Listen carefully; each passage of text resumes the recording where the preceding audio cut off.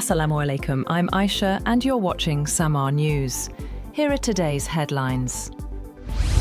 Talks between German Chancellor Friedrich Merz and French President Emmanuel Macron over creating a joint European nuclear deterrent are at an early stage and not aimed at diminishing the role of the United States. A German government spokesperson said the aim of the talks is to explore how closer cooperation on nuclear deterrence can be achieved, adding that the talks are still in the very early stages. He further said this is not about replacing the US protective shield, but rather supplementing and strengthening it. The spokesperson said the United States plays a central role in NATO's nuclear deterrence, which is not the case now, and that they want it to remain so in the future.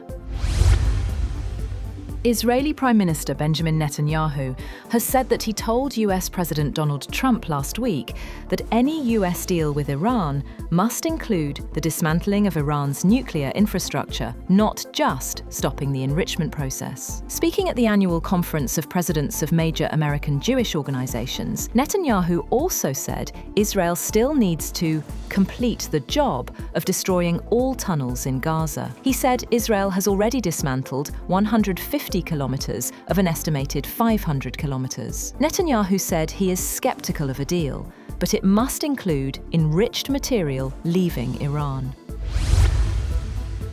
Iran is pursuing a nuclear agreement with the US that delivers economic benefits for both sides, days before a second round of talks between Tehran and Washington. Iranian Foreign Ministry official Hamid Ganbari said that for the sake of an agreement's durability, it is essential that the US also benefits in areas with high and quick economic returns. He said common interests in the oil and gas fields, joint fields, mining investments, and even aircraft purchases are included in the negotiations, arguing that the 2015 nuclear pact with world powers had not secured US economic interests.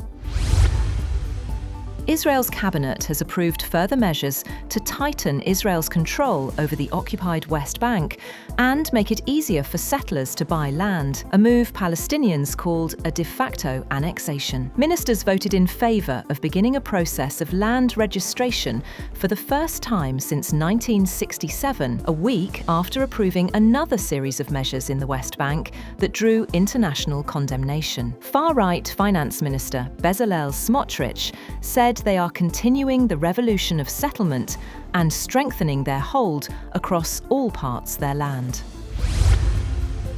President Donald Trump says member states of the new Board of Peace will pledge more than $5 billion for Gaza reconstruction and humanitarian aid at a meeting on Thursday. In a post on Truth Social, he said thousands of personnel have also been committed to a UN-authorized stabilization force for the region. The initiative follows a Security Council resolution backing the post-war plan for Gaza.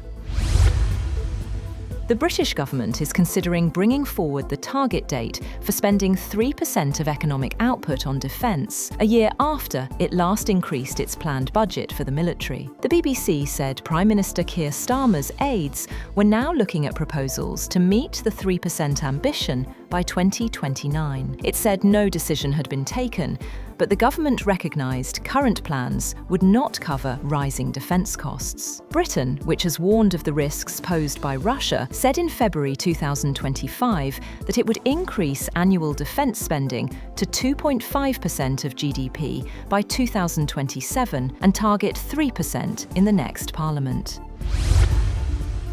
European Commission President Ursula von der Leyen has reflected a feeling of profound change among European leaders at this weekend's Munich Security Conference, when she said that some lines have been crossed that cannot be uncrossed anymore. US President Trump's push to annex Greenland, and with the Russia-Ukraine war about to enter its fifth year, and Moscow viewed as an increasing threat by its European neighbours, leaders from the continent declared they would accelerate efforts to boost their own defences and rely less on the US. That's all for now. For more updates, visit www.samaa.tv. Thank you for watching Samaa News.